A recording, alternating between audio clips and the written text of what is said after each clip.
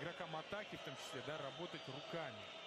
Потому что в множестве единоборств их приходится применять.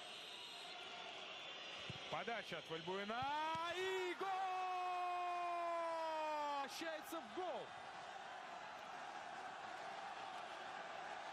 И тоже, как и в первом матче, автором гола становится Мухтар Дьякаби. И опять Вальбуэна со своими самонаводящимися волшебными передачами.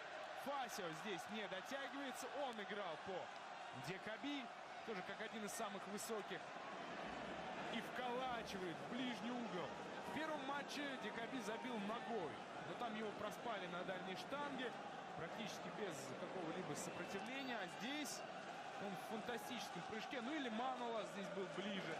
Не суть. И Фасио, и Манолас оказались лишь не позиционными атаками, а скорее через контр-игру. Момент за моментом создавали, в итоге пропустили. Де Росси подачу делает и гол! Гол 1-1! Да что же они делают? Засчитывается этот мяч. Свистки Кашая скорее для предупреждения каких-либо смешанных единоборств. 1-1.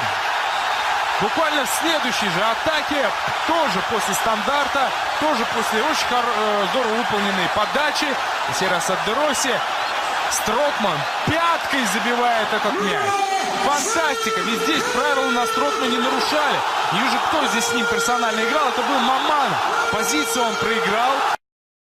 Po ruce, tady to uvidíme. No, tady odsaď to není vidět, ale tohle udělal Eršalovi výborně, protože Tusár si dá vlastní gól.